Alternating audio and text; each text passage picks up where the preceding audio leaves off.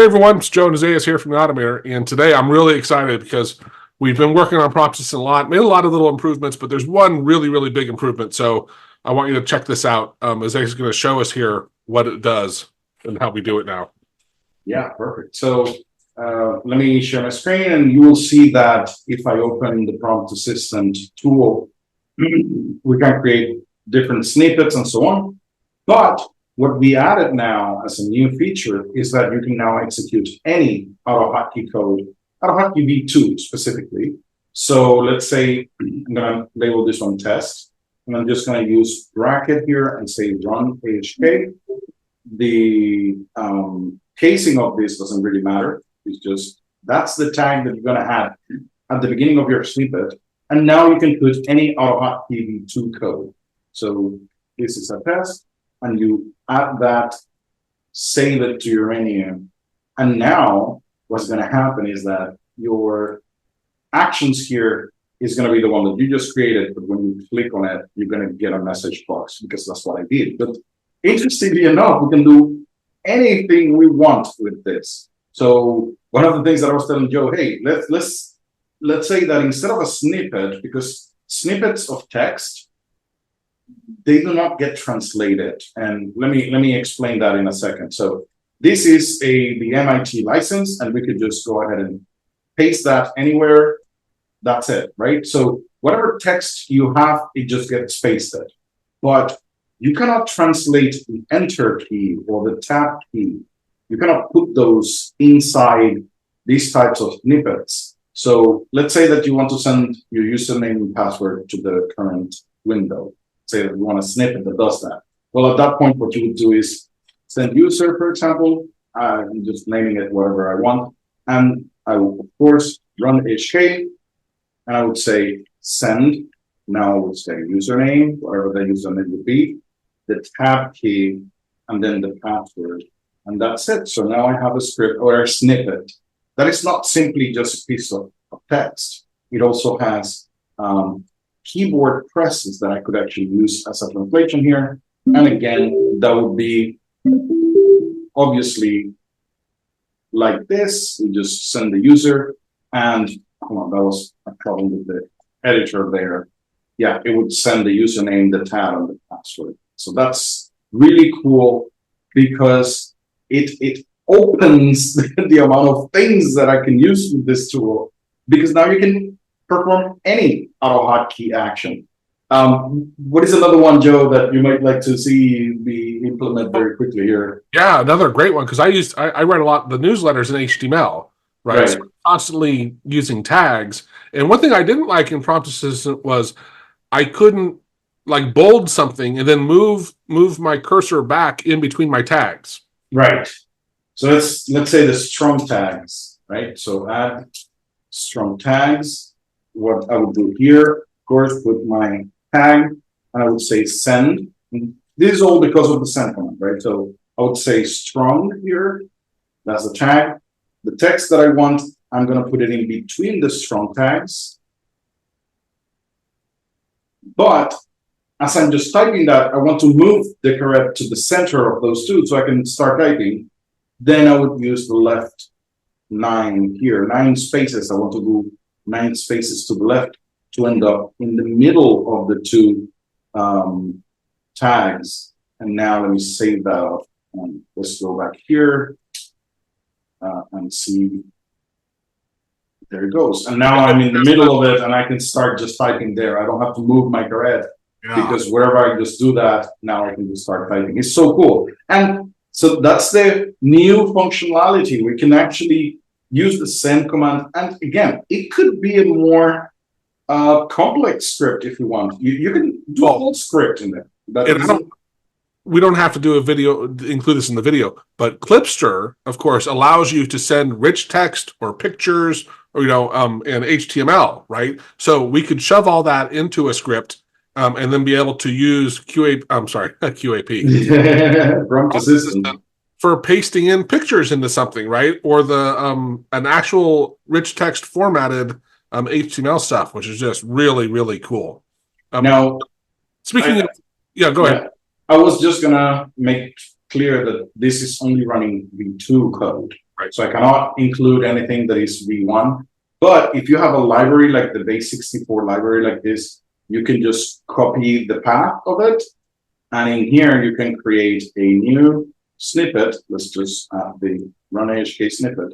And let's say clipboard to base64, right? I could just include that library. Well, not that one that I copied. This guy.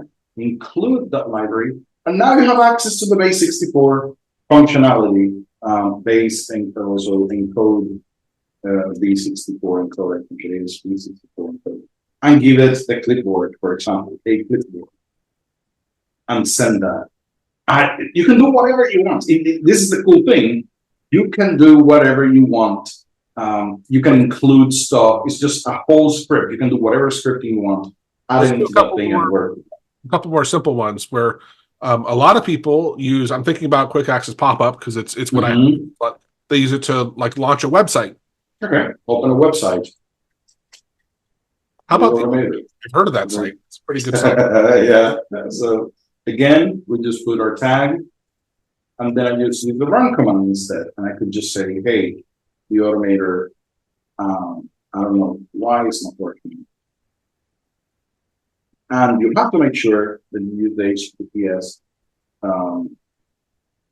Right, because yeah, AutoHotkey will use that to know what to do with this. And I would just add that. And there it is. Now, if I go ahead and run this, open the automator, it should just open a new website with the automator. And this could be a folder or a path. Right. So I could just use this, copy it, and I could just now open the base64 folder. Well, you know, one thing I have in QAP is every time I publish a video, I have, I think, 9 places where I go share that video. So here I could easily have 9 URLs, run each of those things, and it would just burn through them in a second to load them for me. Right. Like it could be anything you want. And instead of a file, it could be a folder. It could be a file. It could be a program. It could be a notepad. It could be anything. Anything that AutoHotkey can do, you can do now. And remember that now you can add hotkeys and hot strings to those actions. So now you have complete control. You have a hotkey that triggers a whole script down here. So it's really cool. Now, one other thing, just to FYI, I have Irfan working on, is he's already converted our API syntax writer to it. And we're working on the Excel V2 version, the function library, is you can select something on the left, wherever you want on the left in these items, and say like export. Well, Irfan's working on his, that we're going to put them on the automator. And so you can go and just download it and import it, and bam, you'll have your list. Yeah, exactly. So it's really an amazing tool. I'm so stoked. So I know when we first talked about this, because over for like a year and a half, you've been working on Prompt Assistant, right? Yeah. And for a long time, I know we've never really talked about it, but I knew you were always like, well, I'm going to sneak in like launching a folder and a website in the background. I'm not going to, at some point we'll add that because Joe keeps saying no. He wants to but one day. And I knew we never talked about it because I know I have that battle because I'm like, no, I want it simple, right? Yeah. What we finally realized was like, this doesn't change the interface at all. Exactly, because the problem was, hey, we didn't want more buttons or more things to confuse you. Yeah, because I love QAP, but there's so many things you can do with it. It's overwhelming when you first start using it. This, you can just use it for snippets, but if you want to do other stuff, you can easily add it, and the GUI is still super simple, and you can see it's lightning fast, right? Like crazy fast. As you can see, I created 5 or 4 of those in a GIF, so it's not going to take a long time for you to change the icon on one of them. Pick a different icon so you can see. Right. So now I could just go right. We could let me make this a little bit smaller. Small icons, right? Right now, you do have to choose an icon file. Yes, it must be an icon file for now. It could be anything, but later on we might add the functionality for something else. So I got that one, I put it in. It just allows me to update that, save it, and now on my menu, that is the icon that will be used for that. And this is one of the other things I really love about over at QAP is that menu you see that he pops up, it directly reflects what you see here when you're building it. Exactly. Yes. So it's very easy to see where you're adding stuff and where you are because the structure is identical. Right. The structure on the left tells you the hierarchy of the submenus, but inside a submenu, you can see what items you might find. So in the miscellaneous submenu, I can find all this plus another submenu called addresses, which has these two things. So basically, the view here is meant to allow you to know what the end result of this is going to be, as you can see. So really cool.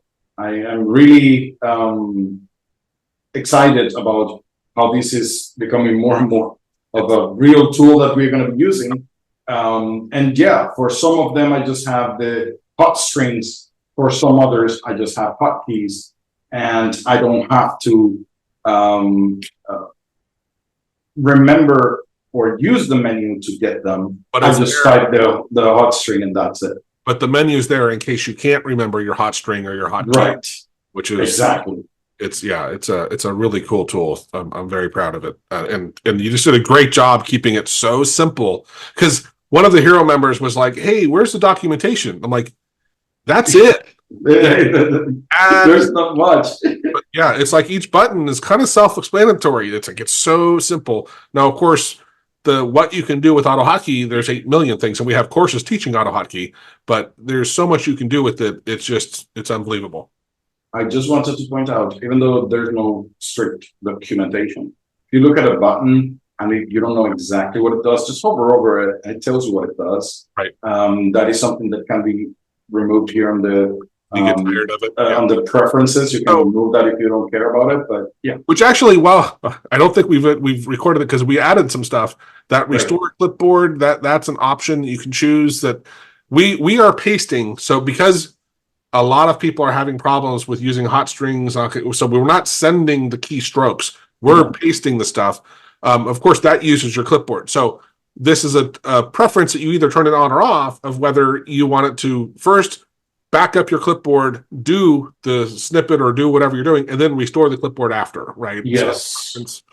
So, the run snippets, that's for the running AutoHotkey stuff, right? So you can right. So if I right now remove this option from here, what is going to happen is that those snippets are going to be sent as text. They're not going to be run. So if I try that now, instead of running the thing, it's going to be sent as actual text. Right. For whatever reason, if you really want to do that, you can. But if you set that up to run the snippet instead, what is going to happen is that then the code is going to be executed and the run HK is not going to be removed. I just thought about it, at least for now. Let's we'll find a way that the curly brace run HK. Yeah. Let's put that in the next to the preferences. Like, can we put would that fit in there? Run snippets next to where it says run snippets. The tag, you mean? Yeah. Okay, yeah. So that way, yeah, we can put it there. Remember easily what it is, right? And so on and so. This display on startup, what it means is this box right here. Yeah. When you start with Prompt Assistant, if you have that on, if you reload the script, what's going to happen is that it's going to start and display the window right away. I usually don't like that, right? I usually don't like that. I just don't want to be displayed at the beginning. So if I restart my window, it is just running, but the window is not shown. But I know that it's running because it is at the start of my computer, so it's always there. Yeah, it's funny because your toolkit does the same thing, if I remember correctly, right? Yeah, that's right. And on both of those, I have them on because I like having it there because usually when I'm starting it, I'm usually starting it because I want to add or whatever. But it's it's great because you can enable or disable it. So yeah, let us know what you think. Now, this is a paid tool, right? We're not giving this away, especially because as we add more and more modules, those important that you'll be able to import and export our libraries. It's going to be crazy powerful. I mean, of course, you could share them with your friends as well, right? This is also really, really convenient. But yeah, I'll put a link up here where you can go check it out. And thanks for watching. Hope you enjoy it. Cheers, man.